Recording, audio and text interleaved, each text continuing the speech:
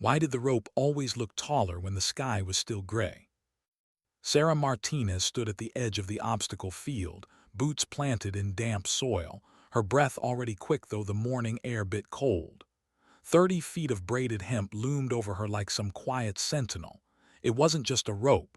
It was every failure she'd carried since arriving on base. Each coil seemed to whisper, "You'll fall again." Her palms itched inside gloves that felt too big no matter how tightly she cinched them.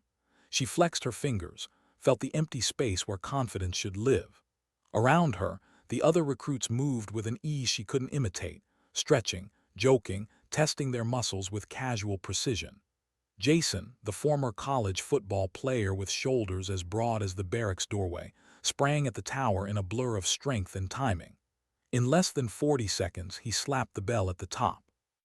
The sharp clang cut through the damp morning and landed in Sarah's chest like a dare. 15 attempts, 15 failures, and now the 16th was calling her name. "Martinez," Sergeant Williams barked, his voice flat as rifle fire. No warmth, no room to hide. Every pair of eyes turned. Some curious, some pitying, some already bored because they knew what came next. She stepped forward because there was nowhere else to go. Each footfall felt loud. The rope swayed slightly in the breeze, mocking her with its indifferent grace. Sarah wrapped her small hands around the thick fibers. The texture was rough, almost alive, a living reminder that she had never once reached the top. Maybe today, she told herself. The thought felt fragile, a bird too young to fly. She jumped, gripped, began the climb, hand over hand, boot around rope. Breathe in, pull, exhale, 10 feet. Her arms trembled, 15. Forearms burning now, muscles begging her to let go. She heard her own heartbeat, a frantic drum that drowned the world. 20 feet. Almost. Almost. And then the slip. Sweat betrayed her.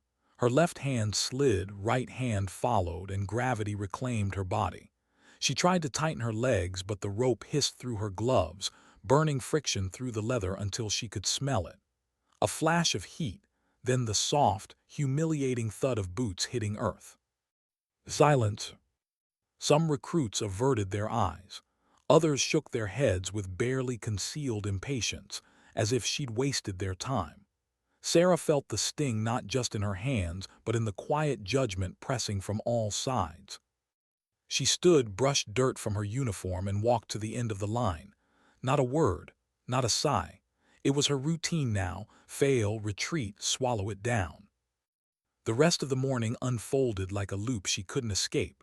Sprint drills, low crawl under barbed wire, a wall climb she could manage but barely.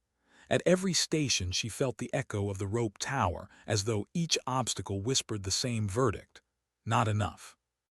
By the time Sergeant Williams dismissed them for lunch, Sarah's legs ached and her pride ached worse. The mess hall smelled of reheated rations and metal trays.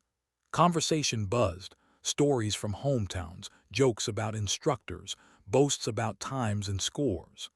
Sarah carried her tray to the farthest table, a small island at the edge of the room, and sat alone. She stabbed at gray mashed potatoes without tasting them. Failure tasted like this, dry, flavorless, endless. A shadow fell across the table. "Mind if I sit here?" Sarah looked up, startled. Rebecca Chen stood there, tray in hand, top recruit, perfect posture, quick smile, the kind of soldier who seemed built from steel and sunlight. "Sure," Sarah said before she could think of a reason to refuse. Rebecca slid into the seat as if they'd been friends forever. "I saw what happened this morning," she said, taking a bite of her sandwich. Sarah stiffened. Here it came, pity wrapped in encouragement, or worse, casual advice she'd heard a dozen times. "Use your legs more, grip tighter, don't think so much." "That rope is brutal," Rebecca continued. "I struggled with it when I started training back home." Sarah blinked. You made it look easy." Rebecca laughed, a short, genuine sound. "Because I've been practicing for 2 years. My dad set up a rope in our backyard when I said I wanted to join the military. I must have fallen 100 times before I got the hang of it." 100. Sarah tried to imagine the unshakable Rebecca tumbling into the dirt over and over. The picture didn't fit, yet Rebecca's eyes held only honesty. "You think everyone here just shows up perfect?" Rebecca asked, reading her thoughts. "Jason, amazing at physical stuff, sure, but he can't hit the broadside of a barn during marksmanship. And David, you know, the guy who aces every written test. He turns green during combat sims. Threw up twice last week." Sarah's fork paused midair. She'd been so locked inside her own failure she'd never noticed anyone else. Around the hall she began to see it. A recruit favoring a sore knee, another chewing too fast to mask nerves. Not a flawless army, just people. "Why are you telling me this?" she asked. Rebecca shrugged, eyes soft. "Because you look ready to give up, and that would be a shame. I watched you in strategy exercises last week. Your tactics were brilliant. You see patterns the rest of us miss." Sarah almost laughed. Strategy?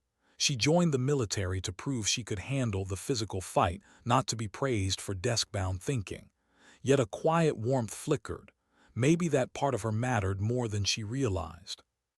"But if I can't finish basic training, none of that counts," she said, voice low. "Maybe," Rebecca admitted. "Or maybe you just haven't found the right approach yet.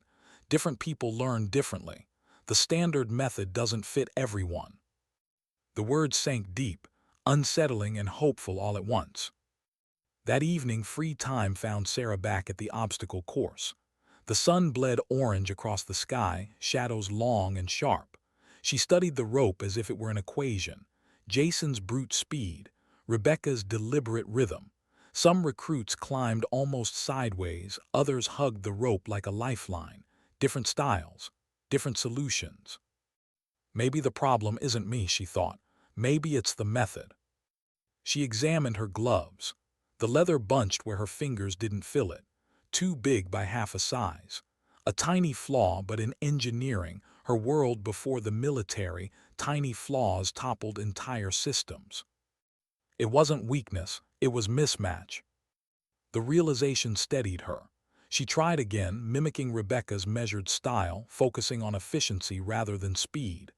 Higher than before, 22 feet before her grip failed. She slid down, breathless but not defeated. Not this time. As darkness gathered, she made a decision.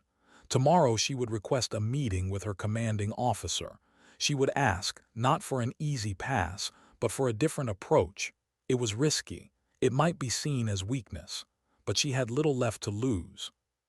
Walking back to the barracks, she felt something she hadn't in weeks: purpose.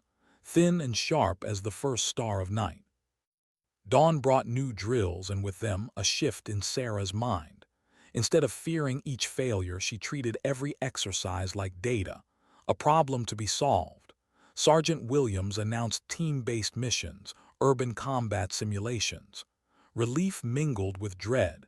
Teams could hide her weaknesses or expose them. Her squad formed quickly: Rebecca, Jason, and Marcus, the quiet recruit who watched everything without a word. Rebecca glanced at Sarah. "You're our strategist, lead us." The course was a mock city street, buildings like cardboard ghosts. Most teams charged in, all noise and bravado. Sarah studied angles, sun, shadow. "If we move along this route," she said, pointing, "we stay hidden. Longer path, better cover." Jason frowned. "That'll take forever." "Speed isn't the only objective," Sarah replied, surprising herself with the firmness in her voice. "Accuracy and mission success matter more." Marcus nodded. "She's right. Other teams are rushing, missing targets." Rebecca didn't hesitate. "Sarah leads, let's move." They became a silent machine. Sarah marked ambush points, suggested cover, timed movements with the patience of a chess player. When Jason struggled for a clean shot, she guided him to a concrete brace for steadiness.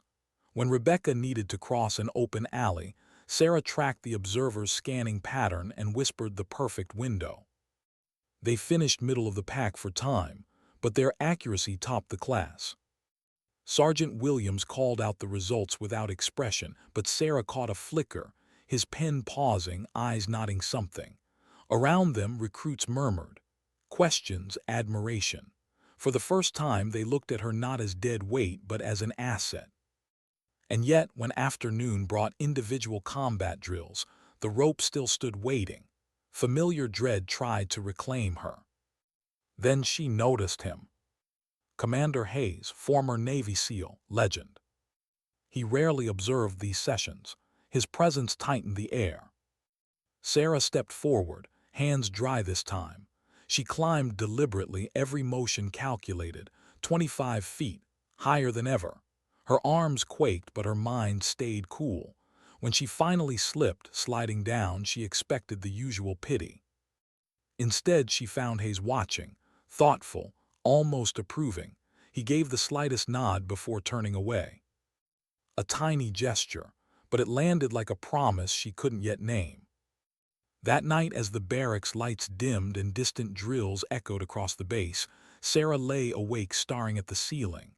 The rope still haunted her, but differently now. Less like a wall, more like a question. What if failure wasn't the end? What if it was the beginning of something she hadn't yet imagined? The thought settled over her like the night itself, quiet, vast, and full of possibility. The summons came just after evening chow, a crisp knock on the barracks door and a clipped voice. "Martinez, Commander Hayes wants to see you, now." For a heartbeat, Sarah thought she'd misheard. Hayes, the legendary SEAL turned training evaluator, rarely spoke to recruits, let alone called them in after hours. Around her, bunks went quiet. Even Rebecca raised an eyebrow. No one said good luck, the words felt too small. She followed the escort through dim corridors where fluorescent lights hummed like distant insects. Her boots echoed off concrete, each step heavier than the last. She told herself she was calm, but her heart betrayed her, a pounding drum she couldn't silence. The office door stood half open. Inside, a single lamp burned low, casting long shadows across a map-covered wall. Commander Hayes looked up from a folder, eyes sharp but unreadable. He gestured to the chair opposite his desk. "Sit." Sarah obeyed, palms damp despite the cool air. "I've been reviewing your training records," he began, voice level, almost too quiet. "Your physical performance is below standard. No point softening that." The words landed like a blow. She forced herself to meet his gaze, jaw tight. But Hayes continued, leaning forward slightly. "Warfare isn't measured only in pull-ups and rope climbs. I watched your team exercise today. Your tactical analysis was exceptional. You saw opportunities even seasoned soldiers might miss." Sarah blinked. Praise was not what she'd expected. "The modern battlefield," he said, tapping a finger against the map, "demands more than muscle. It demands minds that can think in chaos. That's rarer than strength." He studied her for a long moment. "I have an experimental program, adaptive, demanding in ways you haven't faced. You'd be the first recruit to attempt it. It could end your career if you fail. Are you willing to try?" Sarah's answer came before fear could intervene. "Yes, sir." Something eased in his expression, almost a smile but not quite. "Report to Master Sergeant Rodriguez at 500. From now on, stop thinking of yourself as someone who's failing. Start thinking of yourself as someone who's pioneering." The words settled in her chest, pioneering. It felt heavier than any pack she'd carried. Dawn came cold and silver. Sarah arrived at the far side of the base, where an unfamiliar training facility crouched beneath floodlights. Master Sergeant Elena Rodriguez waited, compact, powerful, eyes like polished steel. "You're the recruit who can't climb a rope," Rodriguez said by way of greeting, not cruel, just factual. "Show me." Sarah obeyed, heart thudding. The rope here was shorter but just as unforgiving. She demonstrated her usual method, aware of every flaw. Rodriguez circled like a scientist observing an experiment. "I see the problem," she said finally. "You're fighting against your own body type. Excellent core strength, good flexibility, but you climb like someone with long arms and large hands. That wastes energy. She demonstrated a different technique, hips closer to the rope, knees driving upward, legs doing most of the work while hands stabilized. It looked almost like a dance, precise and efficient. Again, Rodriguez ordered. Sarah tried. The motion felt alien, but immediately she sensed the difference. Less strain on her arms, more power from her legs. She climbed higher than usual before fatigue forced her down. Better, Rodriguez said. This will take time. We build strength by working with what you have, not by pretending you're someone else. The words struck deeper than she expected. Days blurred into a punishing rhythm. Mornings began with specialized drills, balance work, core engagement, micro-muscle conditioning Sarah had never encountered. Rodriguez demanded precision, not brute force. Efficiency is speed, she repeated. Energy is ammunition. Waste nothing. Afternoons belonged to Commander Hayes. In a small operations room lined with maps and screens, he dismantled military campaigns like puzzles, inviting Sarah to do the same. "What's the hidden weakness here?" he'd ask, pointing to troop movements across a desert theater. Sarah studied routes, supply chains, weather patterns. They concentrated too many resources on the primary objective. If that fails, they're exposed. Hayes's approving nod sent a quiet thrill through her. Exactly, redesign it. They debated alternatives until her mind hummed like an engine. It was exhausting and exhilarating. Evenings brought cognitive load training, the strangest challenge yet. Rodriguez made her recite complex sequences, solve math problems, or analyze tactical maps while performing relentless physical drills. At first Sarah stumbled, mental clarity evaporating as sweat stung her eyes. But slowly, astonishingly, she adapted. She discovered something unexpected. When her body worked, her mind sharpened. Ideas came quicker in motion, as though muscle and thought were meant to move together. Weeks passed. Blisters hardened to calluses. Her rope climbs grew steadier, her times dropping until she reached the top for the first time. A quiet victory witnessed only by Rodriguez, who gave a single approving nod. But the transformation wasn't just physical. Sarah found herself mentoring other recruits during evening study sessions. Marcus, quiet and methodical, struggled with independent planning. She taught him to break problems into stages, to see patterns before panic set in. Explaining strategy deepened her own understanding. Each session, her confidence grew roots.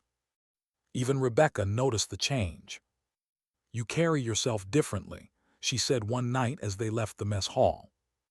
"I think I stopped trying to be someone else," Sarah admitted. Rebecca smiled. "People are starting to see you as a leader." The word startled her, but felt true.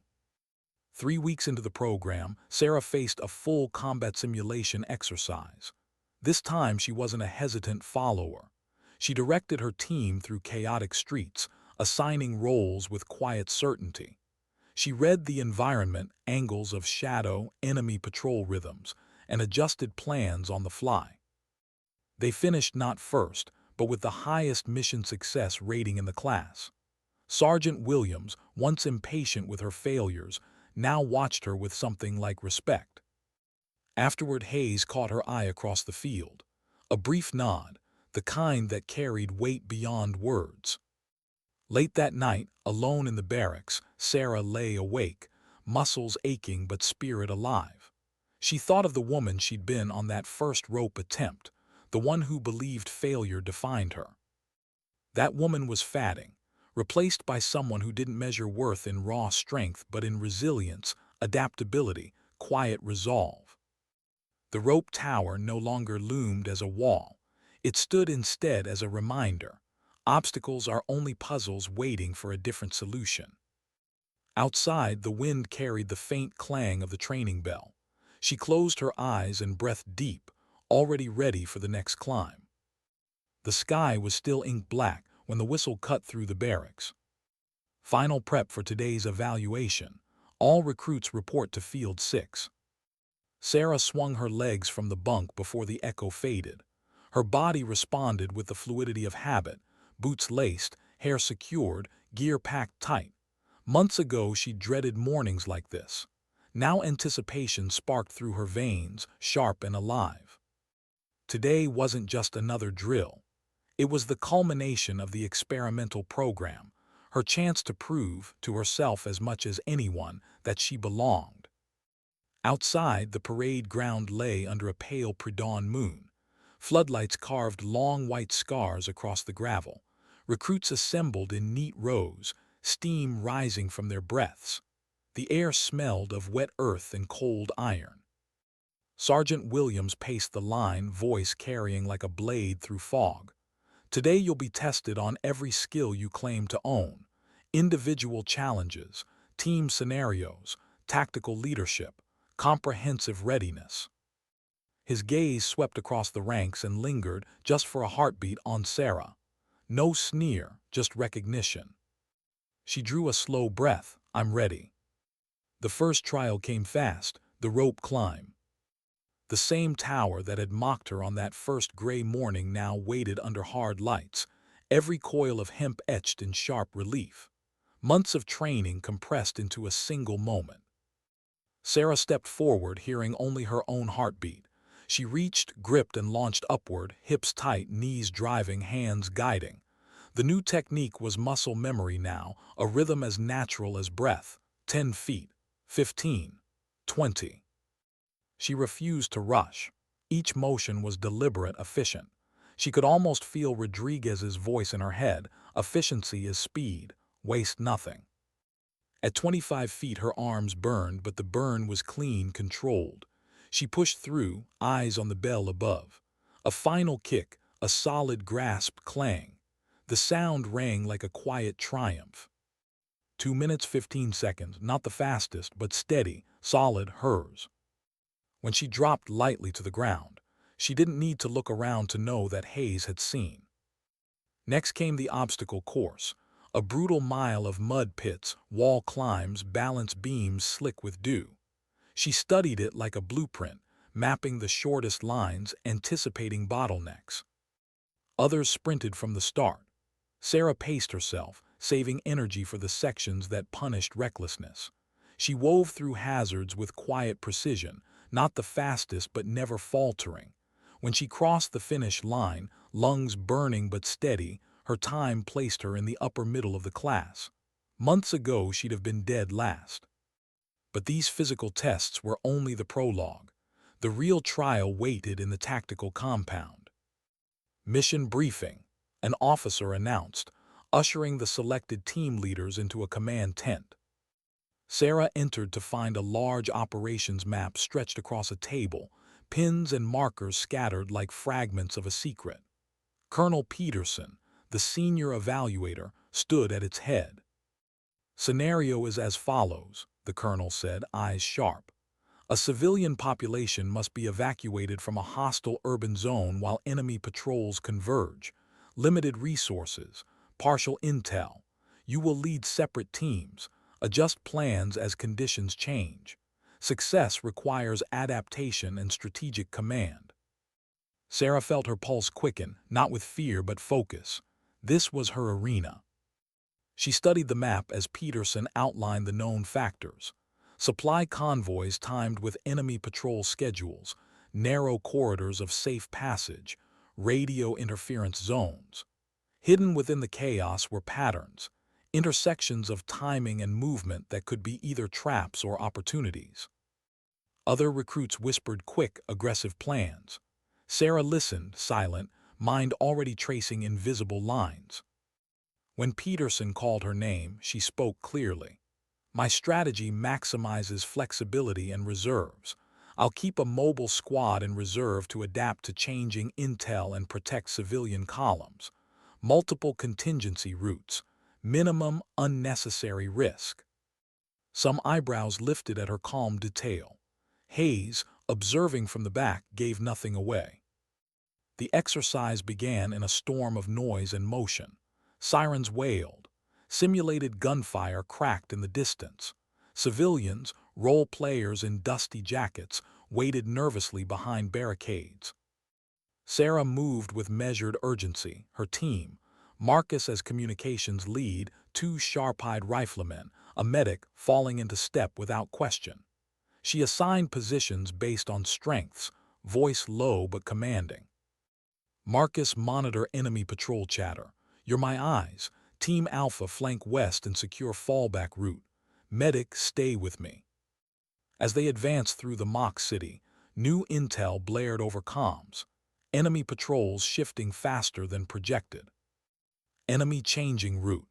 They'll reach our primary extraction point 15 minutes early, Marcus reported. Sarah's mind snapped through possibilities like flipping cards. Backup plan ready. Switch to secondary extraction. Notify civilians. Alpha reposition to create diversion. Orders delivered, she moved her people like chess pieces. The shift was seamless. Her earlier preparation, those endless cognitive load drills, paid off in a rush of clarity. Stress sharpened her, not dulled her. They reached the secondary point with time to spare. Enemy patrols passed within hearing range, unaware.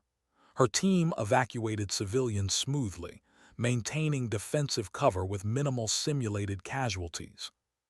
Across the compound, she caught glimpses of other teams faltering, radio confusion, missed windows, unnecessary risks. Sarah's plan had not only preserved her own team's success, but unintentionally created a diversion that allowed neighboring squads to regroup. When the final siren sounded, she felt the calm after a storm, a stillness so deep it seemed to hum.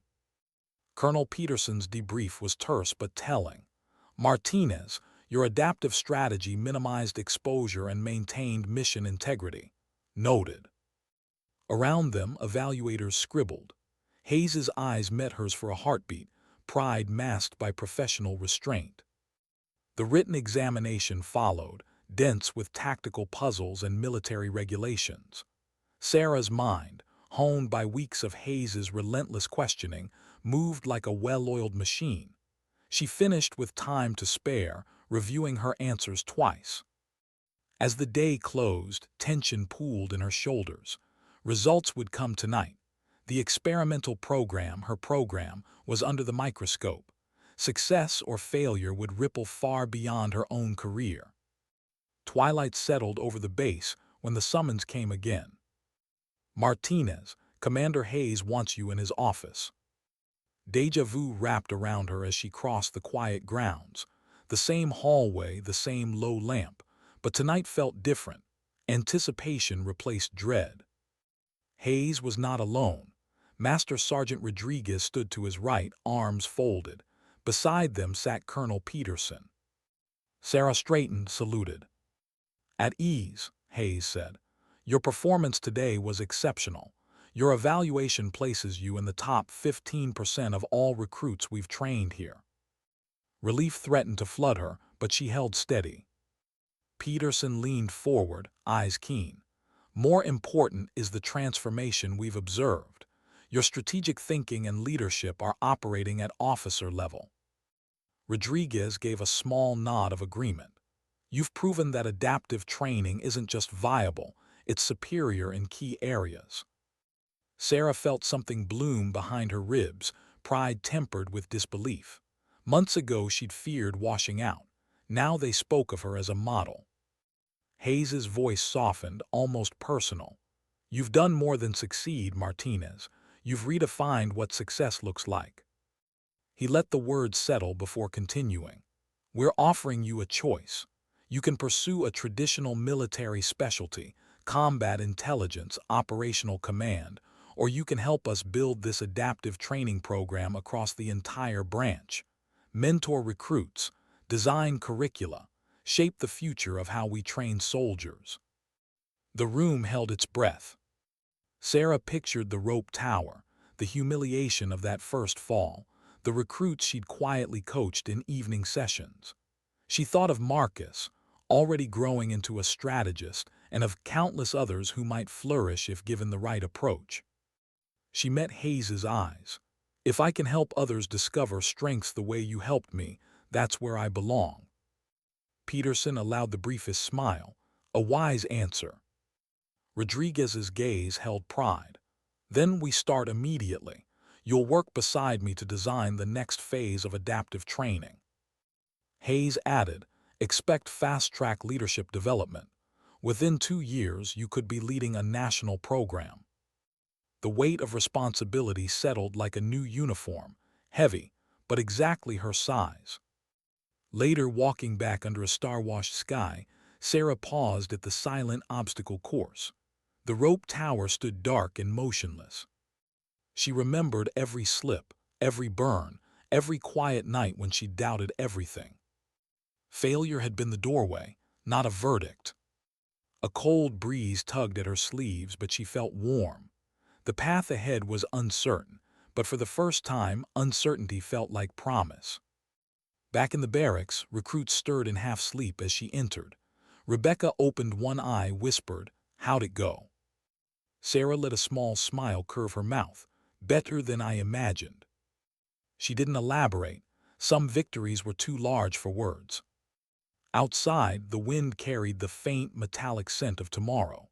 And for the first time since stepping onto this base, Sarah welcomed it without fear. 2 weeks later, Sarah Martinez stood before a new class of recruits, wide-eyed, restless, brimming with the same mixture of fear and bravado she had once worn like an ill-fitting jacket. The training compound smelled of fresh paint and cold metal. Outside, a winter sun threw long blue shadows across the obstacle yard. She inhaled, steadying herself. This was her first official assignment in the adaptive training pilot, not as a student now, but as a guide. A quiet authority hummed in her chest, strange, exhilarating, a little terrifying. Master Sergeant Rodriguez strode beside her, clipboard in hand. "You don't have to impress them," Rodriguez said in a low voice only Sarah could hear. "Just show them that different doesn't mean weak." Sarah gave a small nod. She knew the truth of those words like she knew the calluses on her palms. Rodriguez addressed the group first, voice sharp enough to cut through the cold. "Listen up. This program isn't a shortcut, it's a different road. You'll sweat, you'll struggle, but you'll learn to use your own strengths, every single one of them." She turned to Sarah. "Lieutenant Martinez will be leading today's strategy exercise. Pay attention." Dozens of faces turned toward her. Sarah felt the weight of their curiosity and quiet doubt. Some looked eager, others skeptical, maybe even hostile. She remembered being on the other side of that gaze, measuring every word from an instructor for signs of judgment. She stepped forward. "You've all been told there's one way to succeed," she began, letting her voice stay calm but carry. "There is. There's only your way, and our job is to help you find it." A ripple moved through the crowd. Surprise, maybe interest. The ice cracked just enough. The morning unfolded with tactical simulations. Sarah guided small squads through mock urban scenarios, watching how each recruit processed stress. Some charged headlong, some froze, others adapted in surprising ways. One recruit, Private Lynn, hesitated at every decision point, shoulders tense, eyes darting. Sarah recognized the fear of making a wrong move. After the exercise, she pulled Lynn aside. "You see too much at once," Sarah said gently. "Break it down, one variable at a time. What's the immediate threat? What's the goal? Don't solve the whole war in one breath." Lynn's relief was almost palpable. "Yes, ma'am, I can try that." Sarah smiled faintly. "You can do more than try." As the day progressed, she noticed subtle changes. Hesitant recruits leaning in, asking questions, taking notes. They weren't just learning tactics, they were beginning to trust themselves. By dusk, the field lights flickered on, casting long pale cones across the compound. Rodriguez clapped Sarah on the shoulder. "Good work. You speak like someone who's been through the fire." Sarah felt a quiet satisfaction settle into her bones. Teaching wasn't just instructing. It was reliving every misstep and turning it into a path for someone else. Weeks became months. Sarah's schedule filled with layered responsibilities. Morning drills with recruits, midday strategy sessions with Hayes and senior instructors, late-night planning meetings for the growing adaptive training curriculum. The work was relentless and strangely fulfilling. She discovered that leadership was less about issuing orders and more about listening, noticing small details, seeing patterns before others did. Her reputation spread beyond the pilot program. Traditional instructors, initially dismissive, began to sit in on her sessions, curious despite themselves. Some left quietly thoughtful, others stayed to ask questions. One evening after a particularly complex joint exercise, a seasoned drill instructor approached her, brow furrowed. "Never thought I'd say this, Lieutenant, but your recruits handle stress better than mine, even the strong ones. What's your secret?" "No secret," Sarah said, offering a tired smile. "We teach them to think while they sweat." The instructor grunted, half amused, half impressed. Might have to steal that. Yet the work wasn't without cost. Long hours blurred into one another. Paperwork stacked higher than the ropes she once feared. Nights were often too short for true rest. At times Sarah felt the old doubts creep back, quiet whispers asking if she was enough to lead this change, if the momentum would falter under her watch. One evening, after dismissing a class, she lingered alone on the empty training field. The moon hung low, silvering the obstacle course. Wind rattled the rope tower's chains. She remembered her first humiliating fall, the burn of rope on palms, the quiet pity of strangers. She also remembered Hayes's nod, Rodriguez's patient instruction, Rebecca's unexpected friendship. Each moment was a thread in the rope she now climbed daily, not the physical one, but the unseen ascent toward something larger. Failure had been her first teacher. She whispered the thought aloud, letting the night carry it. Failure was the beginning. The words steadied her. By spring, the pilot program's results were impossible to ignore.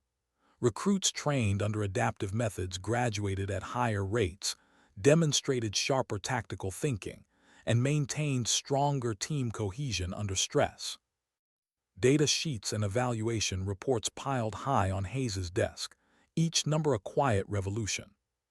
At a senior briefing, Hayes presented the findings to a panel of high-ranking officers. Sarah stood beside him, calm but alert. "These outcomes aren't an anomaly," Hayes said, voice measured. "They're a signal. Adaptive training produces soldiers who think, react, and innovate beyond standard expectations." A general at the far end of the table frowned. "This requires additional resources, specialized instructors, extended timelines. Why should we divert from proven methods?" Sarah met his gaze. "Because the battlefield isn't standard, neither are the people who fight on it." Silence followed. Then another officer, Colonel Peterson, spoke. "Lieutenant Martinez is living proof.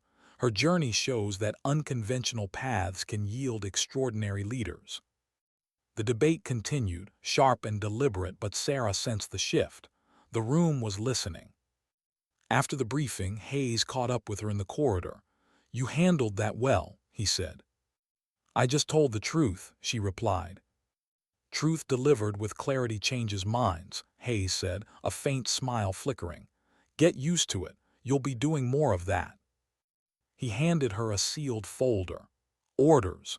You're being promoted to lead the next phase, national expansion of adaptive programs. Congratulations, Lieutenant." The words hit with both weight and lightness. "Sir, that's exactly what you've earned," he interrupted, "and exactly what the military needs." That night Sarah found herself walking the perimeter of the base, the cool air humming against her skin. Stars pricked the sky like distant flares. She thought of the recruits she'd guided, Lynn with the darting eyes, Marcus with his quiet steadiness, dozens of others whose names she carried like small medals. She thought of Rebecca, now commanding her own company, sending messages from distant postings about how adaptive methods had transformed her unit. The future stretched ahead, vast and uncertain. There would be resistance, politics, inevitable setbacks, but the doubt that once haunted her steps had quieted. She stopped near the rope tower, now silent under moonlight. Running her hand along the coarse fiber, she felt not challenge but kinship. This rope had once been her enemy. Now it was a reminder: the climb is never just about height. It's about discovering how far resilience can reach. Tomorrow the work would begin again. New recruits, new obstacles, new minds to unchain. Sarah felt the night settle around her like a promise.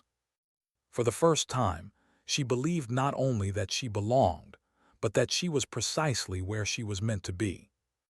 The conference room smelled faintly of coffee and printer ink, a small detail Sarah noticed as she waited for the senior officers to file in. 2 years had passed since she'd first stepped into Commander Hayes's office as a failing recruit.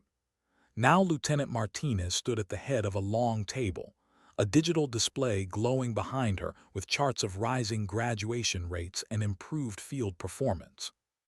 This wasn't a briefing for a single base anymore. This was the Pentagon.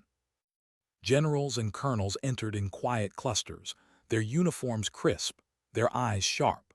They spoke in low tones about budgets, deployments, politics, the distant machinery of war. Sarah straightened her jacket, feeling the subtle weight of her lieutenant bars. She had presented before commanders, but this audience was different. These were the architects of policy, the ones who could decide whether adaptive training remained a promising experiment or became a cornerstone of military development. Colonel Hayes, now wearing the silver eagle of a full colonel, stepped to her side. "Remember," he said softly, "you're not here to impress them. You're here to show them what's already real." Sarah nodded, heartbeat steady despite the stakes. When the last officer settled, Hayes opened the meeting. "Gentlemen and ladies, we're here to discuss the national expansion of adaptive training programs. Lieutenant Martinez will present our findings." Sarah stepped forward. Her voice carried cleanly through the room. "2 years ago, I was a recruit who could complete a single combat drill. Today, I stand before you because adaptive training didn't lower standards.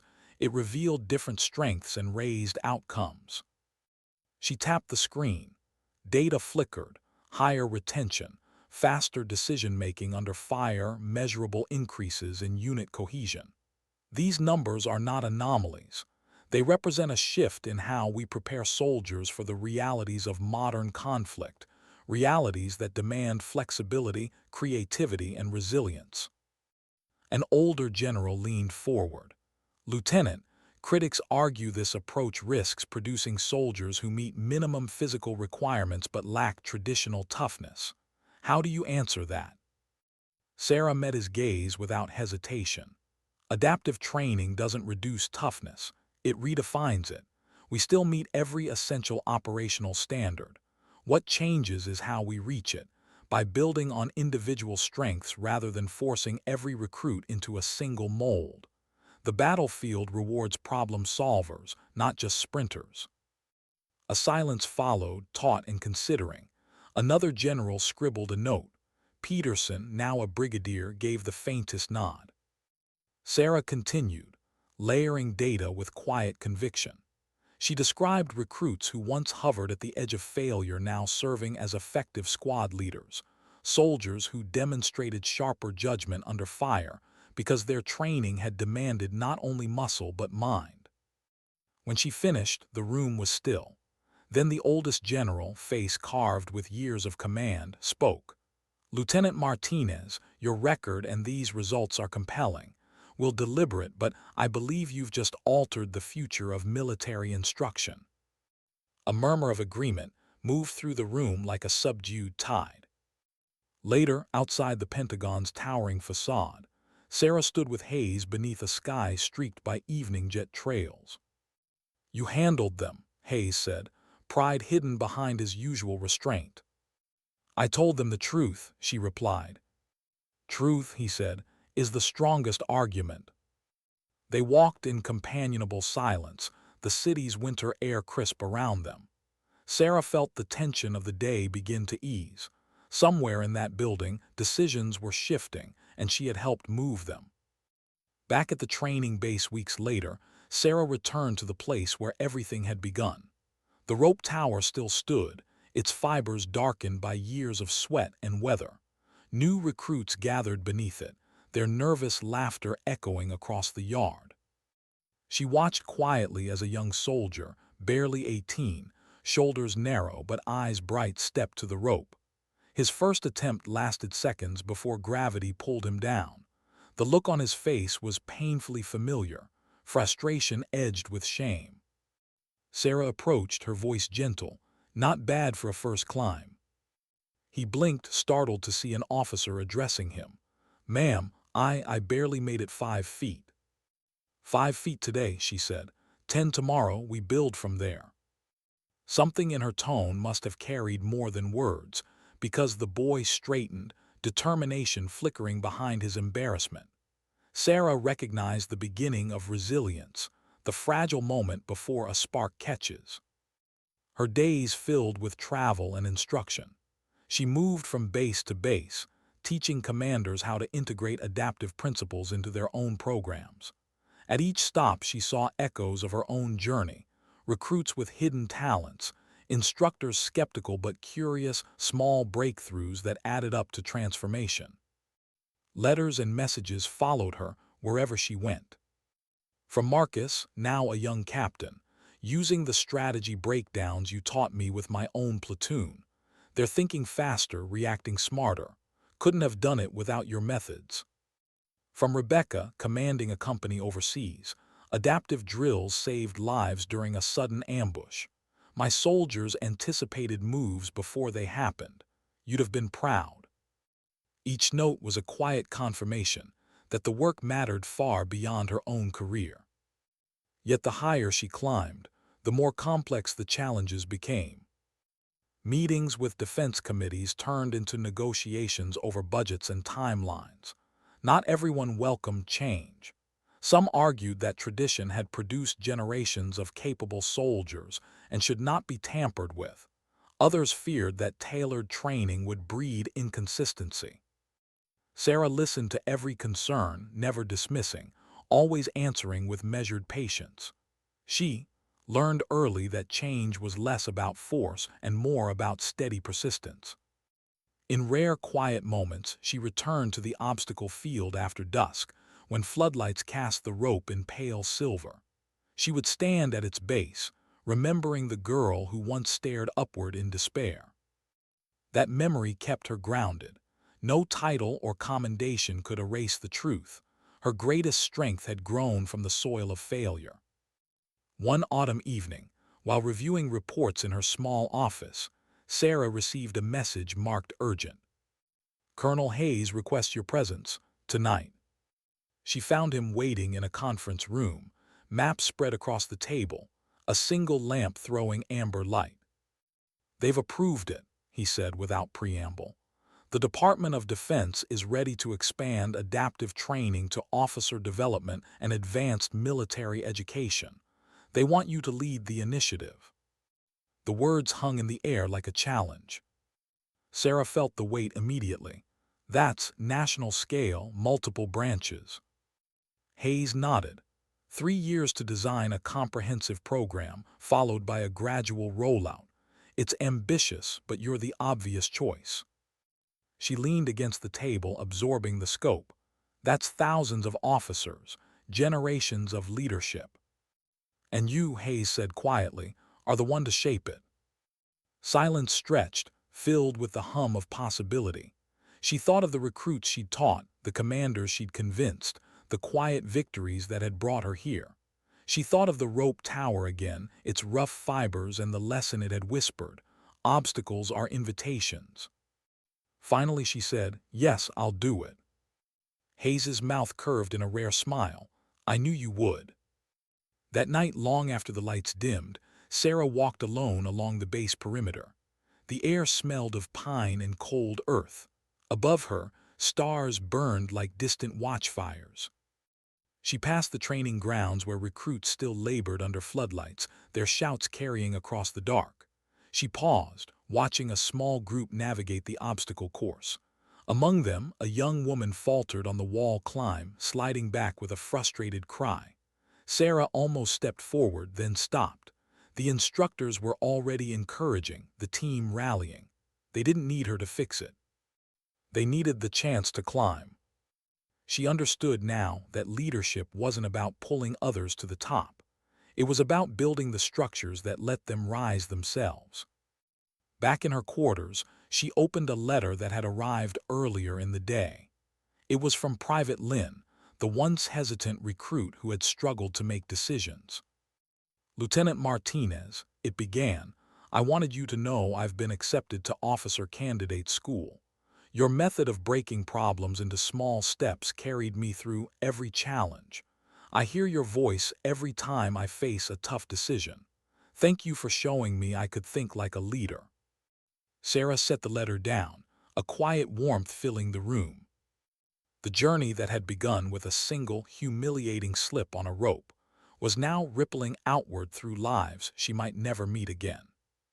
Near midnight, she returned once more to the rope tower. The compound slept except for the occasional sweep of a security light.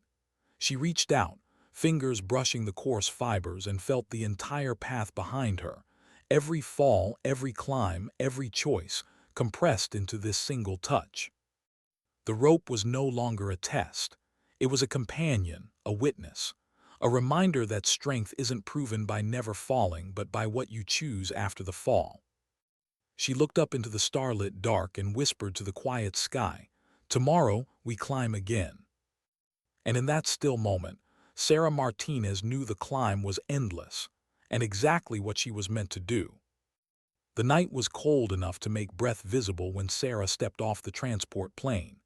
3 years had passed since she first accepted the Pentagon's challenge. Now she stood on the tarmac of a sprawling Joint Forces training center where every branch of the military converged.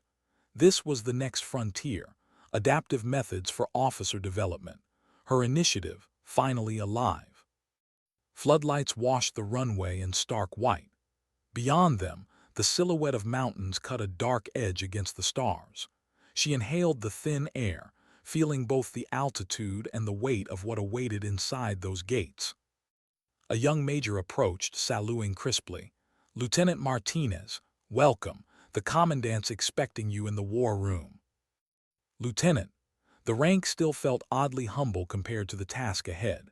Sarah returned the salute and followed him across the wide compound. Soldiers moved with purposeful quiet, their footsteps echoing like distant drums. She caught fragments of conversation, logistics, schedules, whispers of curiosity about the woman who had turned training doctrine upside down. The commandant, a broad-shouldered Marine with a weathered face, greeted her with a handshake firm enough to test resolve. "You're the architect of all this," he said, gesturing toward a wall of monitors showing ongoing exercises. "We've read the reports. Now we see if theory survives contact with reality." Sarah met his gaze evenly. "That's why I'm here." The first weeks were a blur of briefings, demonstrations, and relentless questions. Officers from every branch, Army, Navy, Air Force, Marines, sat through her presentations, some skeptical, others cautiously intrigued.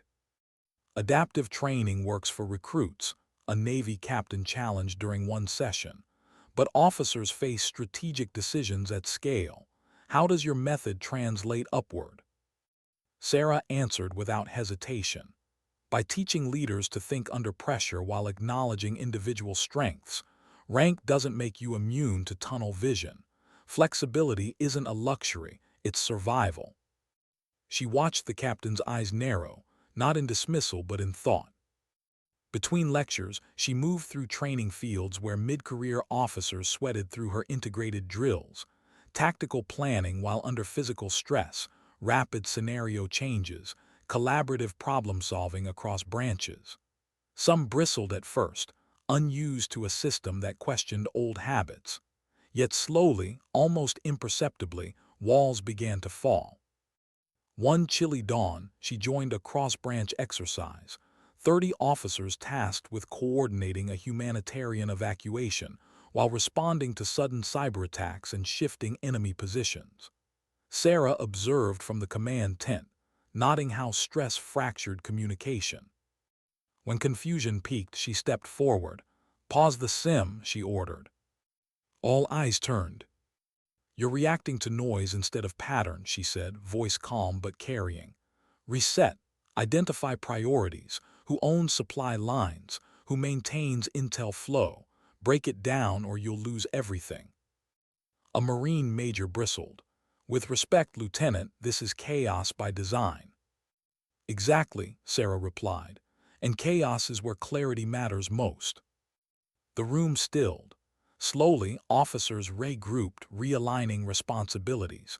When the simulation resumed, their movements were sharper, their communication tighter. By the end, success rates had doubled. Afterward, one Air Force colonel approached her quietly. "I didn't believe in this program," he admitted, "but you just changed my mind." Long days gave way to longer nights of planning. Sarah often worked until the base lay silent, light from her office spilling onto the corridor like a quiet beacon. She reviewed data, refined curricula, answered endless messages from commanders across the country seeking guidance. In those solitary hours, she sometimes wandered outside, letting the cold mountain air clear her thoughts. The stars here were fierce and close, the sky a black canvas pricked with fire. She would stand beneath them and remember the rope tower, the raw burn of her first failures. The memory no longer stung. It steadied her. Letters kept arriving. From Lynn, now Lieutenant Lynn, serving overseas. "Your method saved lives during an unexpected ambush. We adapted on the fly just like you taught us." From Marcus, recently promoted to captain. "My unit integrated adaptive drills. We completed a complex extraction with 0 casualties. Couldn't have done it without your framework." Each message was a quiet echo of that first decision to keep climbing. Rebecca wrote too, her words brisk but warm, commanding a battalion now. "Still using your methods. Soldiers love it. You'd be proud of how fast they think." Sarah read each note at night, the words like small lights against fatigue. Midwinter brought the highest test yet, a live-fire, multi-branch war game. For 72 hours, officers would coordinate land, air, and cyber operations under constantly shifting objectives. Sarah served as lead strategist and observer, responsible for both evaluation and on-the-spot guidance. Snow fell in slow, soundless sheets as the exercise began. Inside the operations center, screens glowed with moving icons, troop positions, supply convoys, electronic warfare alerts. Officers barked updates, tension sharpening every syllable. Within hours, simulated cyber attacks scrambled communications. Air support faltered. Ground units risked encirclement. Sarah stepped to the central console. "We need cross-branch redundancy now," she said. "Reassign satellite comms to Navy reserves. Split ground intel across Marine and Army channels. Think in networks, not silos." Commands relayed outward. Slowly, order returned. Units adjusted, adapting to her cascading instructions. What could have been a mission collapse steadied into a coordinated pivot. When the final scenario ended in successful extraction, the operations center erupted in exhausted applause. Officers who had doubted the program now looked at her with something close to respect, and perhaps a hint of wonder. Later, as the base settled into a rare quiet, the commandant found Sarah standing outside beneath the soft glow of falling snow. "You've done more than prove a theory," he said. "You've shifted how we think about leadership itself." Sarah looked toward the dark outline of the training fields. "Leadership isn't about being unbreakable," she said. "It's about staying flexible when everything tries to break you." He nodded, eyes thoughtful. "The Pentagon will want a full report, but between you and me, Lieutenant, I think the future just arrived early." Months passed in a rhythm of refinement and expansion. Bases across the country began adopting the officer-level adaptive curriculum. Sarah traveled constantly, carrying the program's principles from desert installations to coastal naval academies. At each site she found the same pattern: initial skepticism, then reluctant trial, then quiet, undeniable success. Despite the pace, she protected small rituals. A run before dawn wherever she was stationed, evening walks when the air cooled and the world felt briefly still, and whenever possible a climb, somewhere somehow. A rock face near a mountain base, a training rope in a humid southern camp. She climbed not for records but remembrance, each ascent a private conversation with the person she had once been. One evening, after returning from a cross-country trip, Sarah received a secure message from Colonel Hayes. Need to talk, big development, tomorrow 700. The next morning she found him waiting in a quiet conference room at headquarters. His hair showed more silver now, but his eyes held the same steady fire. The Pentagon wants you to head the Permanent Joint Adaptive Training Command, he said without preamble. Full funding, multi-branch authority. It's the culmination of everything you started. Sarah absorbed the words, feeling their magnitude. That's beyond anything I imagined. Hayes's smile was subtle. You imagined it the day you refused to quit. You just didn't know the shape yet. He extended a hand, so ready to climb again. Sarah shook his hand, the gesture firm, certain. Always. That night, long after the base quieted, she walked the perimeter alone. A thin crescent moon hung over the mountains, the air crisp with the scent of pine and frost. She thought of the first rope she ever touched, of the girl who slid down in defeat while others turned away. She thought of every recruit who had since found strength through the methods she'd helped create, of every officer now leading with minds sharpened by adversity. The journey had stretched far beyond personal redemption. It had become a movement, a reimagining of how the military shaped its people. Sarah paused, watching her breath curl into the dark. Tomorrow would bring new demands, new resistance, new climbs, but she welcomed them. Because she knew now what the rope had tried to teach her from the beginning. Strength is not the absence of struggle. It is the quiet decision, made again and again, to rise. And with that thought, Lieutenant Sarah Martinez turned toward the sleeping base, ready for whatever the next ascent required. Rain hammered the glass of the Washington office as Sarah stood before the floor-to-ceiling windows. Beyond the Potomac, the city glimmered under storm clouds, monuments ghosted in mist. 2 years had passed since she accepted command of the Joint Adaptive Training Initiative. The program had grown faster than even the Pentagon predicted. Bases across the country, and now allied nations, requested guidance. But tonight the weight of that success pressed harder than the rain. A knock sounded. Colonel Hayes entered, his uniform damp from the weather. Big meeting tomorrow, he said, setting a folder on her desk. Joint Chiefs, NATO observers, they want to discuss global expansion. Sarah nodded, though her thoughts churned. Global expansion meant politics, alliances, budgets on a scale that dwarfed anything she'd faced. It also meant scrutiny, every decision dissected under international eyes.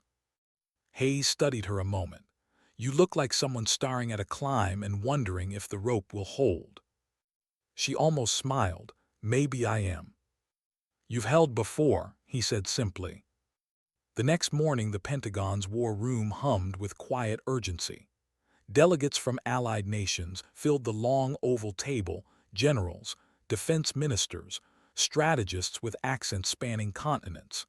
Digital maps glowed on massive screens, highlighting joint operations and potential theaters of conflict. Admiral Chen of the Pacific Fleet opened the session. Lieutenant Martinez, your adaptive training model has improved our combined exercises. NATO requests a proposal for implementing it across member forces. Sarah felt the gravity of the moment settle like a physical weight. Our approach is about more than tactics, she began. It's about culture, teaching leaders to adapt under pressure and use the unique strengths of every soldier. But culture doesn't cross borders by decree. It grows through trust. A French general raised an eyebrow. Trust is built in combat, not classrooms. Sarah met his gaze. Trust begins before combat, or it collapses when it matters most. Her calm conviction quieted the room. She outlined phased integration plans, joint drills, exchange programs, multilingual cognitive load training. She spoke of small steps, not sweeping mandates. By the time she finished, even the skeptics were taking notes. Afterward, a British brigadier approached her privately. "I doubted this would scale," he admitted, "but you've convinced me. We'll recommend a pilot within our European commands." Sarah thanked him, but inside she felt something deeper than pride, a quiet awe at how far the idea had traveled from one rope tower on a distant base.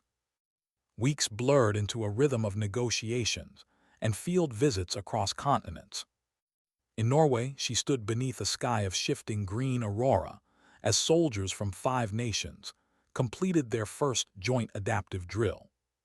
In Japan, she watched naval officers solve a complex cyber attack simulation with the calm focus of seasoned strategists.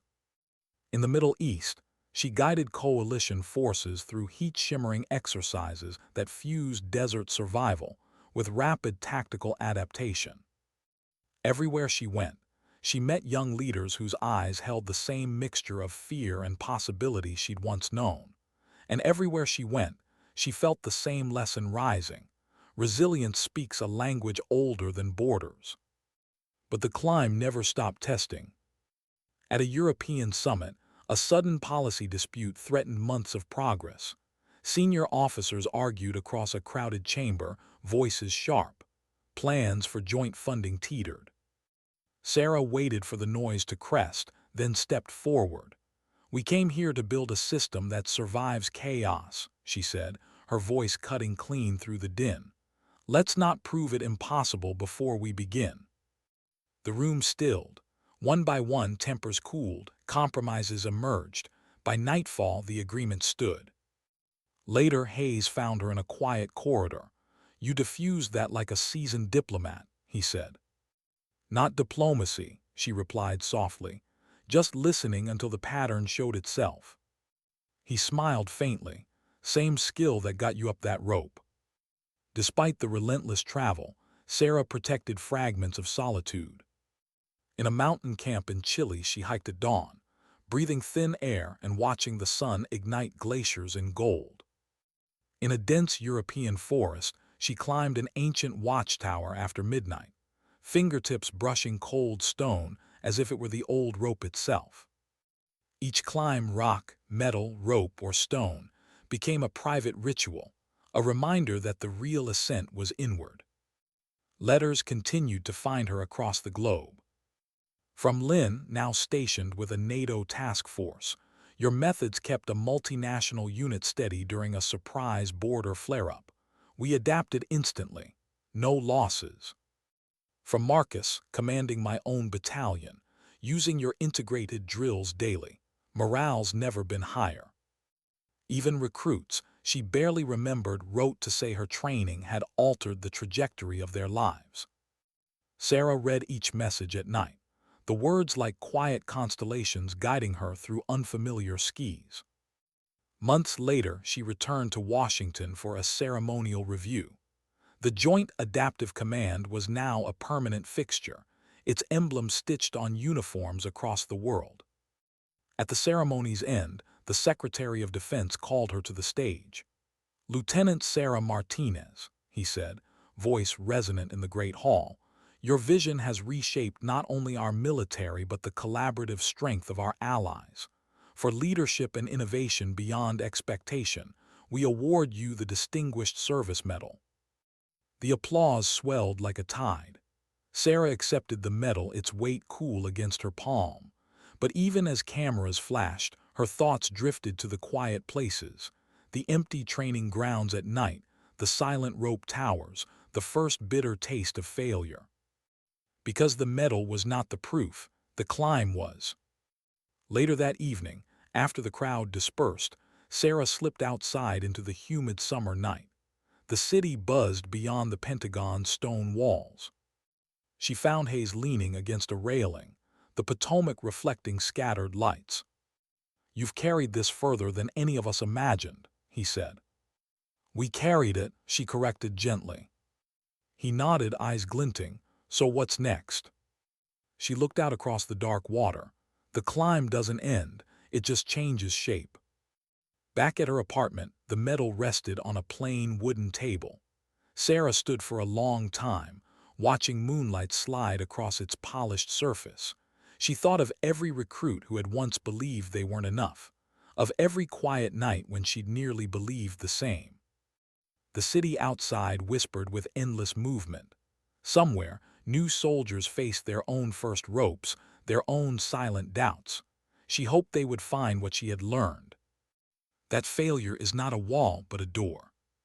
That strength is the decision to rise, again and again. That dignity doesn't shout, it simply acts. She turned from the window, the faint scent of rain still in the air, and felt the certainty settle in her chest. Tomorrow there would be another climb. And she was ready. The training field was quiet beneath a pale autumn dawn when Sarah Martinez returned to the base where everything began. The air smelled of damp earth and pine. A soft mist clung to the rope tower, the same tower that had once seemed insurmountable. Years had passed, but the coarse fibers looked unchanged, waiting like a silent sentinel. She paused at the gate, listening to the muffled sounds of recruits stirring inside the barracks. Their voices were young, untested, full of nerves and hidden hopes. The sound carried her back with startling clarity.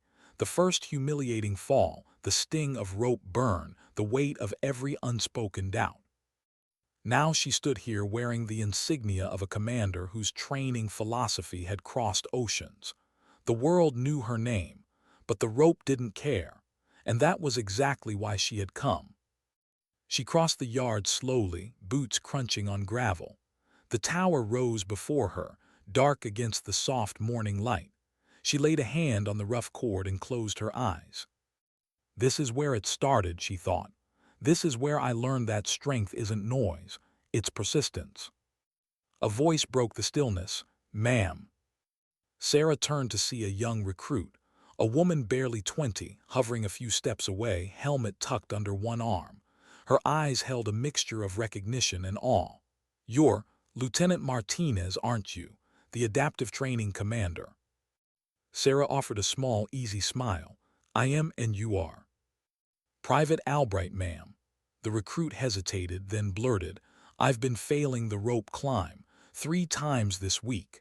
I was just coming out early to practice before the others woke up. Sarah recognized the quiet desperation in the girl's voice, the echo of her own. That's dedication, she said gently. May I watch? Albright nodded, cheeks flushed. She approached the rope and began to climb. Her form was awkward, all arms and frantic pulling. Halfway up, she slipped and dropped lightly to the ground, breathless. I can't get past that point, Albright admitted, eyes lowered. Maybe I'm just not built for it. Sarah stepped closer, her tone soft but sure. I thought the same thing once, but the rope doesn't measure who you are. It teaches you how to use what you have. She demonstrated, moving with slow, deliberate precision, hips close, legs driving, arms guiding. She climbed to the midway mark and descended, fluid and quiet. It's not about power, she said, landing lightly. It's about efficiency, about refusing to waste energy. Albright listened, wide-eyed. Try again, Sarah encouraged. Think legs first, hands only for balance. The recruit nodded and reached for the rope. This time she moved differently, less frantic, more focused. She didn't reach the top, but she climbed higher than before. When she dropped to the ground, breath ragged, Sarah smiled. Better, you'll get there. And remember, every inch is progress. Don't let anyone tell you otherwise. Albright's shoulders lifted, a flicker of confidence breaking through. Thank you, ma'am. I won't forget this. Sarah watched her jog back toward the barracks, the faintest hint of hope in her stride. Later that morning, Sarah walked the perimeter path where pine needles softened each step. Memories returned in quiet flashes. Hayes's first invitation to the experimental program, Rodriguez's sharp instruction, Marcus's late-night questions. Lynn's hesitant planning, Rebecca's warm grin. They weren't just memories. They were the foundation of everything that followed. Her phone buzzed. A message from Colonel Hayes appeared on the screen. Global Adaptive Command officially approved. Your leadership team meets in Brussels next month. Congratulations, Commander. Commander, the promotion had been expected, but seeing the word written there brought a pause. She smiled faintly, tucking the phone away. Rank was never the goal. The climb itself had always mattered more. That evening, the base hosted a small, unannounced ceremony. Senior officers and old friends gathered beneath stringed lights as twilight deepened. Hayes, now a general, stood beside Master Sergeant Rodriguez, both faces lined by years and pride. Rodriguez handed Sarah a simple plaque engraved with words that needed no flourish. To the one who proved failure is just the first step. Applause rippled softly through the gathering. Sarah accepted the plaque with a quiet nod, her throat tight. When the sound faded, she spoke not to the crowd but to the night itself. Everything we built, she said, voice steady, began with a single climb, not a victory, a failure. The rope taught me what no metal could, that resilience is a decision. Every day, every breath. The silence that followed was warm, almost reverent. General Hayes finally said, "And you taught us all that leadership isn't about never falling. It's about showing others how to rise." After the ceremony, Sarah lingered at the edge of the field while others drifted away. The moon climbed high, silvering the rope tower and throwing long shadows across the ground. She thought of every soldier, officer, and recruit touched by the program, of letters from faraway fronts where adaptive thinking had saved lives, of countless unseen moments when someone, somewhere, faced their own first climb. The future loomed vast, international programs, new challenges, inevitable setbacks, but fear had long since lost its hold. The climb would never end, and she wouldn't want it to.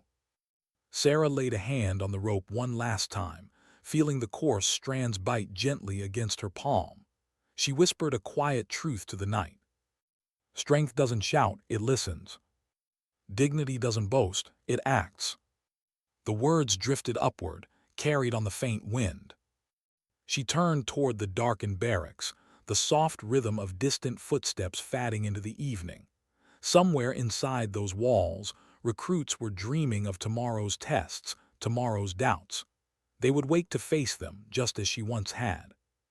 And as the moonlight traced the rope in silver, Sarah Martinez walked on, calm, certain, ready for the endless climb that waited beyond the horizon.